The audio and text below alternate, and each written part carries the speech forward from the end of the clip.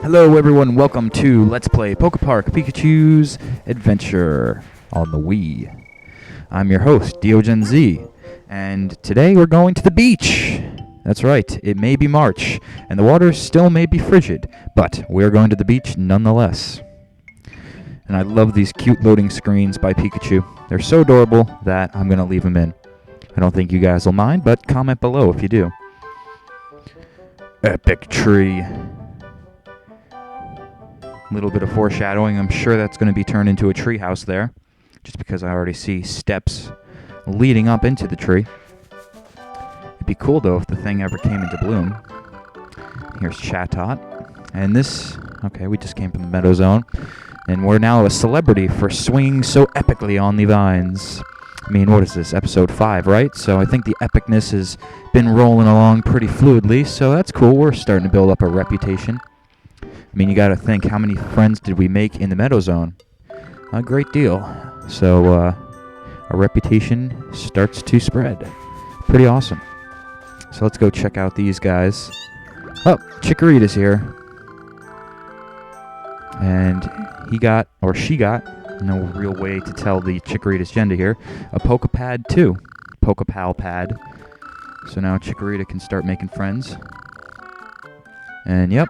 Just like I said, she is going to make it into a treehouse. So I guess this will be the ground floor, so to speak. Pretty awesome.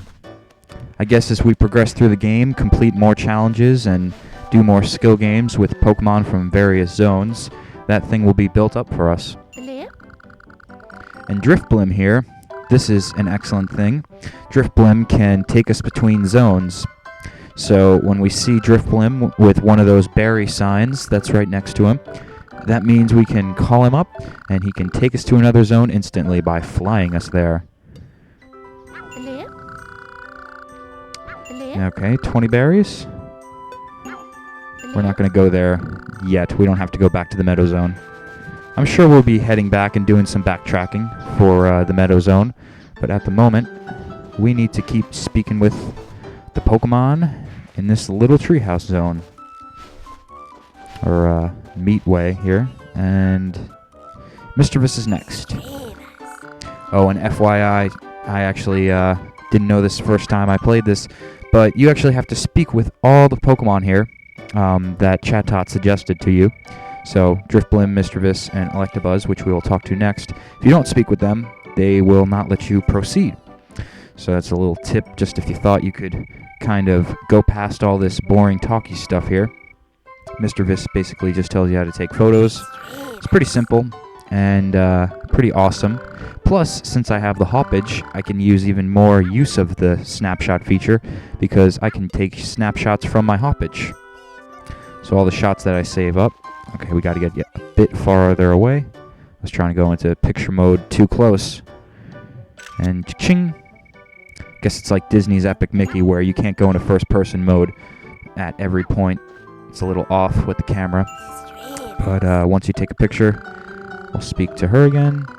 Yeah, but with the hoppage, I can take snapshots of all the snapshots that I've taken in the Pokepark. So if I see a cool scene... Oh, nope, Electabuzz is this way. So if I see a cool scene, I could take a shot of it. And actually, that's a question for you guys. Let me know below. Would you be interested in seeing video game snapshot reels? I mean, I just kind of do it on my own just because it's fun to do, but I like taking snapshots in video games, especially now that I have the device to do it with. So, if you guys would be into seeing how a game looks just by snapshots with music or something, then let me know. I don't know, maybe I could do commentary on it, but I don't really know how I'd comment on snapshots. So, anyway, comment below on that. But Electabuzz here, erecting a buzz in us here with Thunderbolt. There, we feel the power. You viewers tell me below, what is Pikachu's power level? Hey man, message from Venusaur for Empoleon? Normally I'd never let anybody through, but for you, because you're so supercharged, I'll let you go through. And theoretically, they could say that because you're so super powerful charged that, well, actually, no, you could just talk to Electabuzz and then not get the power up. Never mind! I was going to say, since they make you speak with every Pokemon in this area here, they could say that, oh, you're super powerfully charged, but you don't necessarily have to get that power up that I did. I just think it'll help us in some of the battle skill games that we're going to come across in this zone. Because, I mean, using a little bit of detective work, what else would be in the beach zone but water Pokemon? See, I see a Slowpoke. Oh, I see flying Pokemon. Excellent. Beautiful. Well. Gyarados. Oh, and Feraligatr. Some freaking awesome water Pokemon here, guys. Let's go check this place out. They even have a boardwalk in the sand. Man, this is a nice beach. Nothing like some of the beaches down here in Jersey. Anyway, the fight between Gyarados and Feraligatr is ferocious. They're causing calamity within this zone. And let me guess, it's up to us. Oh yeah, I feel the earth shaking. Yeah, it's some crazy shit going on. I guess it's up to us to figure out what's going on with Feraligatr and Gyarados. But we're probably not going to do that on this episode, guys. I mean, this beach zone is so wide open and just so awesomely sunny and beautiful. I feel more relaxed already just being here talking with Slowpoke. That's a great place for a Slowpoke to be, if you think about it. Where else would you be but a nice warm beach where you don't have to do much of anything? This would look awesome on the 3DS, too. Now that I think of it, they definitely should do some kind of environment zone. And here, you know what? Roll on me, or roll with me on this kind of idea here, and tell me what you think. If they had augmented reality cards for the 3DS, of course, that contain different Pokemon, and they don't necessarily have to be Pokemon cards, but this is my idea of how I would start collecting Pokemon cards again. If they had augmented reality below the Pokemon's picture, so you get a Pokemon card, at the top is its picture with whatever artist did it, and I always like that. I always like that they choose different artists. It's not just the same artist for all of the Pokemon cards. So you check that picture out, and then below it, it has all of its attacks and stuff, and there's Psyduck in the flowers. And it's got its attacks and everything, weaknesses, yada, yada, yada. But on that part could be like whatever they put, that kind of coding. Like if you look into augmented reality, not of the 3DS, you can actually do this with a webcam. I know there's a site you can go to. I don't know what it is off the top of my head. It was from a computer ago. I had a bookmark on a computer ago, but that computer since then crashed, so can't really retrieve the bookmark for it. But if you search into it, augmented reality with webcams, you could check it out, and you can print out these stamps, these like black and white kind of weird pattern-looking stamps that will transmit augmented reality worlds through the webcam. And basically, this is what the 3DS is doing, and also, if you didn't know, this is why you can... Oh, see? That Azurill is too fast, unlike that Magikarp, to use Thunderbolt for. So I guess in this case, it'd be better to... Ah! I almost had it. I should have just kept dashing. Dash, dash, dash, dash, dash, dash, dash, dash, dash. Oh! Trying again, and it did not work. Oh well. Come on. Ah! This thing is redonkulous. Come back here. Wait. Yes! There we go. Finally. So it takes some angling, but even for faster opponents in chase, you can use your Thunderbolt. Yeah, you thought you could evade me with your bouncing. Wish I had a tail like that to bounce on. But before I get into another tangent, let me finish this one. So, you could get that kind of stamp imprinted into Pokemon cards, embedded into Pokemon cards, because you're already printing on it. You're printing a picture. You're printing words. So why not print an augmented reality stamp for the 3DS to view? I think you could, one, raise the price of Pokemon cards. Not that I even know what the price of Pokemon cards are today. Not that I'd want that, but I'm just giving a kind of... oh, this is awesome. Check this out. First-person Pika mode. Looking at this beautiful beach. Welcome to the world of the Poke Beach. And I don't mean the website, although that is a great site. Check it out. So yeah, I think that as a business incentive, the Pokemon Company could raise the price of Pokemon cards, saying, well, there's a whole different reality in that Pokemon card that you're just not viewing with your eyes. But if you get the 3DS, and this is where the in tandem, like, kind of promoting the same thing could come into, if you have a 3DS and you like Pokemon, you're going to start collecting Pokemon cards. And that Thunderbolt didn't even work. Damn it.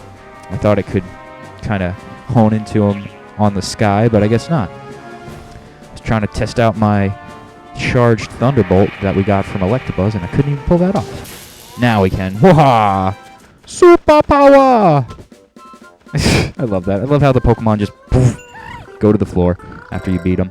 Excellent animation in this game. Love it. Love it, love it, love it. But, yeah, so if you are a Pokemon fan with a 3DS, you're definitely going to start collecting Pokemon cards. Like me, you know, I don't collect Pokemon cards anymore. I used to when I was younger, but since then, I haven't done it anymore because it's just an unnecessary cost that I don't really get to verse people in. You know, there's no Wi-Fi Pokemon card battle.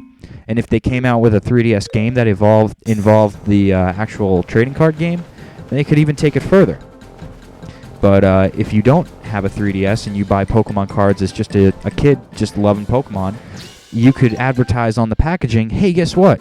This Pokemon card actually has an augmented reality within it. So if you take the 3DS and shine it upon it, you're not only going to have that Pokemon card, but you're going to see a different kind of reality. You're going to see a world emerge out of that card, and what you're going to see is that Pokemon, whatever it is, so say it's Pikachu, you got a Pikachu card, and it's in like a forest environment, then it'll emerge in a forest environment, and you can see how it interacts with that. I think it would just be so cool, and especially if you get Pokemon cards in packs, and all the different augmented realities could hook up together.